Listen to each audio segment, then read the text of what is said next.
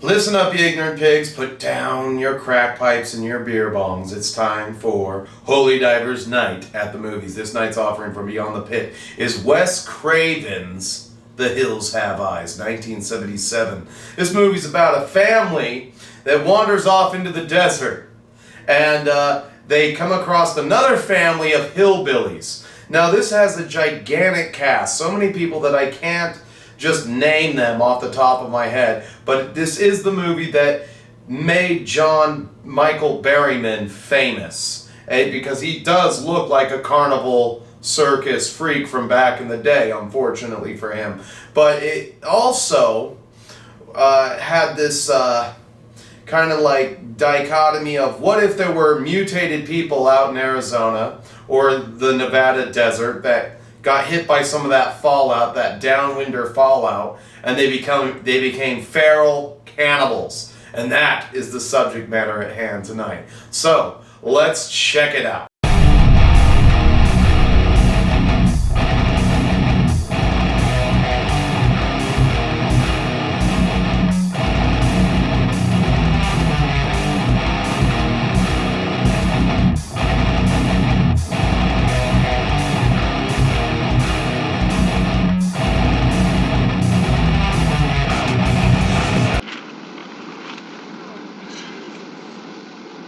Nellis Air Force Base, a nuclear testing site closed to the public. Holy shit, Daddy! All right, everybody, shuts up, that's it!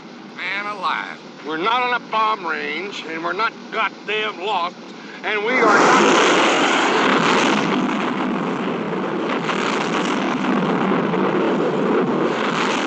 Jesus Christ, and a crunch, what was that? So one of the things that I like about this movie is in the first 5 minutes you're introduced to old Grandpa Fred, who had himself one hillbilly of a son, who went on to make more hillbillies, and you kind of get that vibe. And then you're also introduced to Ruby, who is the youngest of the hillbillies. Ruby is played by Janus Blythe, and Janus Blythe is one of those chicks that's just kind of almost a natural 10. No matter how hard you try to dog her up, she's still gonna look hot. You know, in some of the shots they've got her in. And you are also introduced to Big Bob and the Carter family, not to mention Doug, his boomer son-in-law.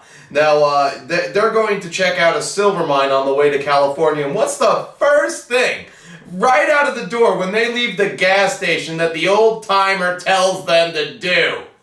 He tells them to stay on the main road. You folks stay on the main road now, you hear? Stay on the main road. Do they listen? You folks stay on the main road now, you hear? Stay on the main road. They never listen. That's the problem in horror movies. They never listen. You know, maybe if you listened and you stayed on the main road, you would just have a terrific trip down to California from Ohio. But, in the setup, you do see one of the other hillbilly kids lurking around while Ruby is hiding and Granddad Fred is talking to the Carter family. You see, I think, Mercury, which is played by John Locke, who also is the brother of Peter Locke, who produced the film, if I'm not mistaken there. So they go onto the Air Force range, and all it takes is one jet fighter for the dad to speed up relentlessly, drive down the road, and almost kill his family. Now, of course, station wagons and people back then were tougher. You didn't need seatbelts. You could just pile the whole family into a station wagon and the trailer and just drive on down the road. It was easy. I mean, nothing was going to happen. Everybody was a good driver back then. There were no cell phones back then. So there was none of this while you're driving down the road in the station wagon. The only distraction you might have is your own goddamn family. And believe you me, they could probably get you killed, which almost happened. So, after that, they're broke down right into a sandbar. So one of the nice touches that Wes Craven puts into this film is, you know, by the time you get to about 15 minutes through, they broke down, and you spend a little bit of time with the Carter family. The dogs are going nuts. There's something in the hills. They've got to figure out a plan to get their car unstuck and get on the road because, you know, you're out in the middle of no man's land.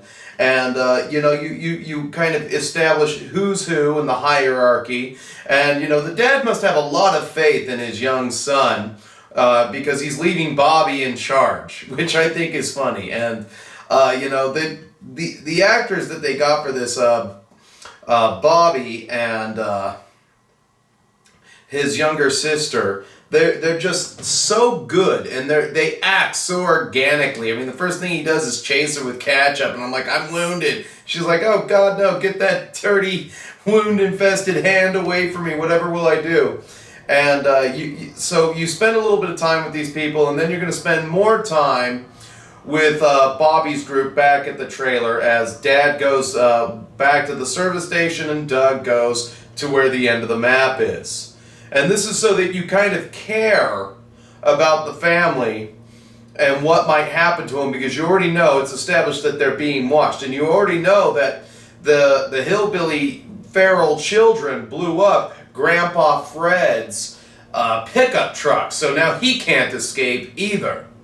So that's just one of those good things, and he builds that tension very slowly. They're being watched, Grandpa Fred is stuck, that they have 2 guns, and one of them is staying at the trailer. So everything should, in theory, be okay. But another thing that I do like about the hillbillies is, 1, they're not stupid.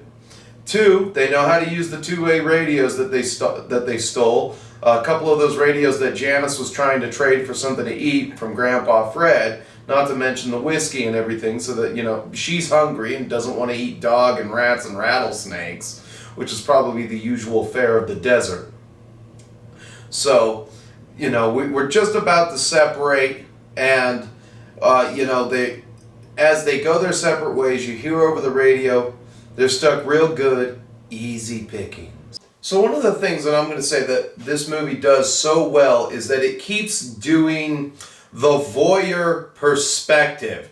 From about 20 minutes into the film, they keep watching Brenda.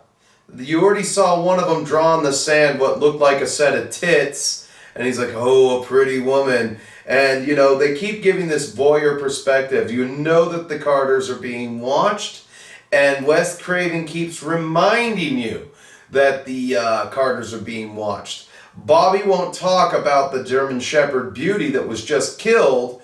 He's keeping that a secret because he doesn't want to upset his sister, mother, and his older sister either. He doesn't want to upset them.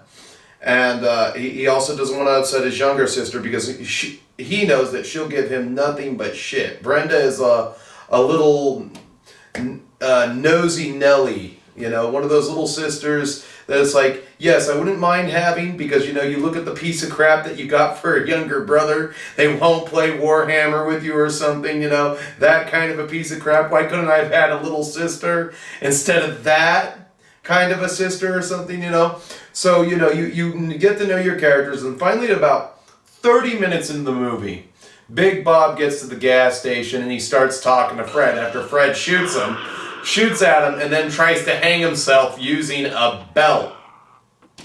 And he talks about how he had this son back in 32, and then a few years later, this son also tried to kill his daughter, so he smacked his son with a tire iron and left him in the desert to die. And then, right at about 32 minutes, you get one of the best Wes Craven jump scares. Hillbilly through the windows kind of scare, and then the grandpa's taken away and he's beaten to death by his own son kind of jump scares. It's like, there's nothing you can do. Hillbilly Jim's got you. And I love the animals in this, especially. The German Shepherds, I think they are the main one, Beast, the male, is a Schutzen.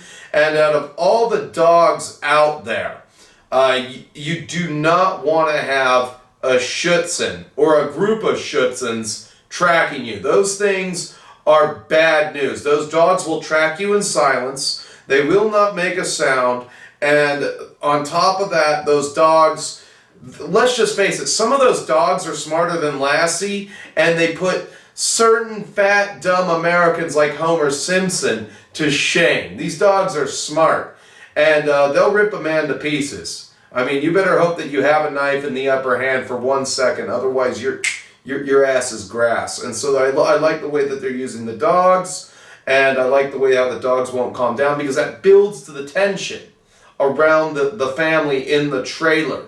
And then you have that voyeur perspective that builds it up even more. You have the darkness with the minimal use of lighting. You have the trailer light. You might have some lights just a little bit behind the camera, so that because you couldn't really film that well at night. You go back into the 70s a little bit. This is the late 70s when this movie would come out, so you were getting to the time where you could actually film at night, but the campfire was there. You always have that shot. It's just kind of illuminated of the trailer, and then you'll either see them looking at Brenda in the binoculars. The whole thing is just creepy. Bobby, god damn, there are a lot of people in this movie. The son Bobby, he finds beauty in the desert, and he doesn't want to talk about it. He's looking around the hills, and he also has his like I'm scared shitless moment, and comes back and doesn't want to talk about it. So finally, after 50 minutes through the movie, all hell breaks loose. The dad is crucified to a giant cactus, and they blow him up. Both Pluto and Marge are introduced to both of them as they sneak aboard the trailer, and they all run out to go help the dad and everything, who's on fire. They hit him with the fire extinguisher. Meanwhile, they begin to molest and interfere with Brenda. And just before this, Doug was already seriously disturbed. He knew that Beauty was killed, doesn't know by what, and they also messed with him in the night by chanting animal sounds at him. And, the thing that Wes Craven did was he builds the tension further, and then all hell breaks loose. You lose the dad of the family. This destabilizes the mother. She starts going mental. The son starts to flip out, and then, you're kind of left with Doug. Now, they cast him pretty good. He's kind of a weedy little, this guy couldn't possibly be good enough for my daughter kind of guy. You kind of picture Bob as like this very strong patriarch, took care of his family, and Doug is definitely not that. And everybody leaves, Doug goes away, because, they just lost their dad and they need a second, and Doug's just kind of stuck there. Covers him up with the coat and says, "So long, Big Bob." And that's just, meanwhile, the mom and the daughter, Lynn, have gone back to the trailer, and they're going to be in for a surprise when they get aboard the trailer. There's two hillbillies on there. They're both ugly as sin. They're hitting them with brooms, and then they both get plugged by Mars, and they have to get back to the trailer to go help the women. By then it's too late, and they've already taken the baby, and that is kind of where this movie starts, because then it becomes about Doug trying to get his child back from these really disgusting people. So finally, you come to the whole twisted hillbilly family, and you get to this feeling that it's somewhat of a dysfunctional family. You meet the mom again, who's this big, disgusting blob that's always on the liquor. Like, how did she get so fat? If they're starving in the desert half of the time, why is she so fat? And the first thing the dad does is slap his daughter and says, "I heard you tried to escape with Grandpa Fred." "No, I didn't, Pa. Honest." And then they bring back the baby, and that's just, you see all of them just kind of celebrating. They're like, "We got a powerful Thanksgiving dinner waiting for us." And the mom's like hungry. I guess she had a child and then ate it. Or she might have had a few children and then ate them. Because the rest of the family's kind of like trim, fit for action, and the mom is this gigantic like circle with arms by way of comparison. And that part doesn't make sense, but I guess maybe they chose her for that reason, because the way she's decked out in like human bones, weird Indian jewelry, you just kind of hate her immediately. And then you go right back to the trailer. Bobby's talking to Doug. Brenda's scared out of her mind. Mom's gonna die. Lynn's already dead, and they don't know what to do. And then all they know is that the hillbillies are coming back, and they go into that close-up on Doug. And he's just sitting there, "You're it now, Buster. What are you going to do?" And that's when the radio is brought back by Beast. And Beast is going to play a bigger role because the next morning the hillbillies are going to be back and there's going to be kind of a showdown. All right? And everybody's going to have kind of their own respective enemy. Bobby and Brenda are going to have their own respective enemy and Papa Jupiter. And then what's his name? Doug, he's got to go get his daughter back, and who knows what's waiting for him at the hillbilly hutch. And then, finally, you're going to have the showdown between Beast and maybe one of the other hillbillies. And so you finally come down to the 3 respective showdowns. As they're running down towards the wash to get towards the trailer, the Papa Jupiter and Pluto are going into that wash. And then they're all of a sudden attacked by Beast, the German Shepherd, which has his way with John Berryman. And there was nothing he could do about it. That dog just rips his leg to shreds. The dad shoots at it a couple times, and then he gets down there, just leaves his son. He's like, he can handle the dog. And then the dog comes in and kills him. He's mauled by that big German Shepherd. And then the kids, they have to fight it out. Brenda and Bobby, they have to fight it out with Papa Jupiter, and they lay a trap with them using the corpse of their dead mother. And they catch him in a shit snare, drag him all the way to the car, blow up a trailer on his ass, and that doesn't kill him. It just pisses him off. And then they have this big old fight. Bobby tries to fight him with everything he's got, and he ends up getting body slammed. And then finally Brenda comes in, hits him with an axe, and then they shoot him, and they finally get him. And this is kind of like where it goes from being a horror movie to an action film.